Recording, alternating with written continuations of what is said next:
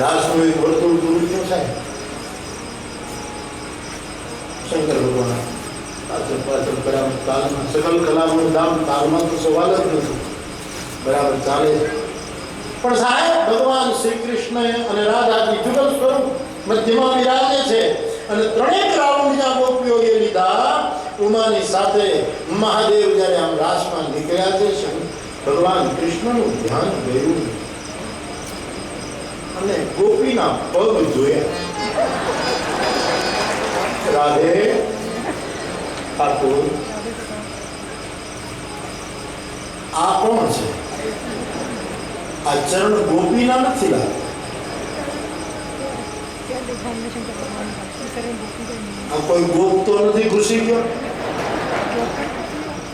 પાર્વતીને થયું કે ધ્યાન ગયું ગોવિંદનું અને બાકી ન બગડે તો સારું, આ મારું આવવાનું બગડશે.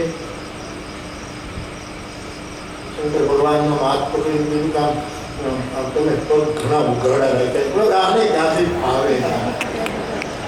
ઘણાને ગમે તેવા આમ છત્રી સાડી ધોતી આપું તો ગોઠણે લાવી દીધા.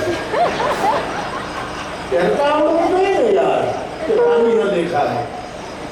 40 નો પનો હોય છે તો ખબર નહીં કેમ મોટા વાળે છે.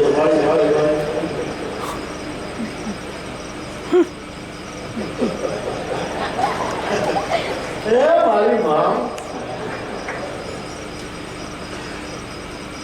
શંકર ભગવાન નો હાથ બતાવ્યો કે તમે બાવળના બળિયા જેવા હાથ છે.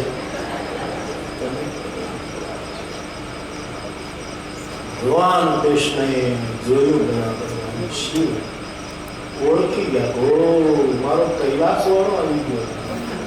અરે મારા દર્શન કરવા માટે મારા રાસમાં પધાર્યો છે ત્રિપુરારિયાન. પછી કૃષ્ણએ રાધિકાની કમરમાં જે વાંસળી હતી રાધિકા પાસેથી માંગી છે કે લાવ મારી વાંસળી, અને કમરમાંથી વાંસળીને મુક્ત કરી આમ જ્યારે કૃષ્ણને હાથવી, પછી કૃષ્ણના હોઠ ઉપર જ્યારે મુરલી મૂકી છે.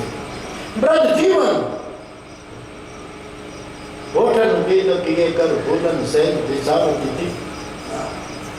કૃષ્ણના હોઠ ત્યાં વાંસળી રાણીના ગાળ ઓશિકા છે. બ્રજ જીવન હોઠન કે તકીએ. બ્રજ જીવન કૃષ્ણના હોઠ એ બે ઓશિકા છે. બ્રજ જીવન હોઠન કે તકીએ કર ફૂલન સહેજ દિશાવતી છે. કૃષ્ણના હાથમાં ફૂલના ફૂલમાળાઓ છે અને એ હાથ છે એ આ વાંસળી રૂપી મહારાણીનો પલંગ છે. પટરાણી સુતા વ્રજ जीवन होठन के तकिए कर फूलन सहज बिछावती है. પછી અંગુલી તે દબાવો પામ કે રોગાડે ને, રોગાડતો નથી.